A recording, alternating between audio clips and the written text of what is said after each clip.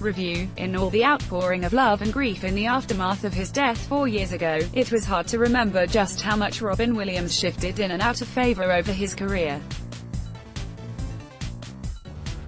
Bursting into global consciousness thanks to the unlikely Happy Days spin-off Mork and Mindy, its cancellation and the failure of his big-budget movie debut Popeye threatened to derail his career right at the start. It was only the rise of the video store and the availability of stand-up shows on the format that created a groundswell of interest in him, before his endlessly quotable performances Adrian Cronauer in Good Morning, Vietnam earned him a whole army of new fans. Critically acclaimed performances in more serious films like Dead Poet, Society and Awakenings followed, before his vocal performance as Aladdin's genie in 1992 opened a whole new world of animation up for Hollywood stars looking for something different. Mrs. Doubtfire and Jumanji cemented his place as one of the movie world's most bankable stars, before Good Will Hunting earned him a richly deserved Oscar. But then came the backlash. Critics and moviegoers were turned off by a succession of what were termed by many as schmaltzy roles in the likes of Patch Adams, Bicentennial Man and Jacob the Liar.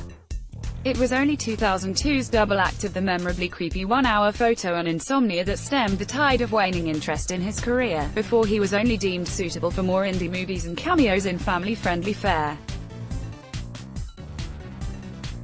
Such fickle changes in fortune and popularity make Marina Zanovich's new Soup to Nuts documentary on the one-of-a-kind physical and verbal comedian all the more fascinating.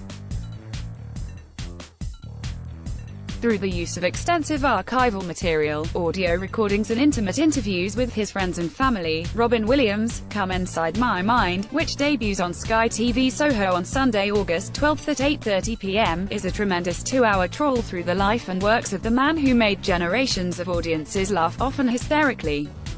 Here, we're treated to sights and sounds of Elmer Fudd singing Bruce Springsteen, Aladdin outtakes and Williams fooling around on the set of both Mork and Mindy and Sesame Street. We learn how he was inspired by Jonathan Winters, because he was the only guy who could make my father, who worked for the Ford Motor Company, laugh, took improv theater at his San Francisco college, because it was the only class where the ladies are, and only got his big break on Happy Days because creator Gary Marshall's son Scott had seen Star Wars and asked his dad why his hit show didn't have any spaceman in it. Amongst an impressive lineup of talking heads, David Letterman remembers watching Williams as, like observing an experiment, while Billy Crystal recalls getting a phone call from his dear friend pretending to be Ronald Reagan while he was watching the former US president's funeral. But amongst the many laughs, there are also plenty of poignant moments.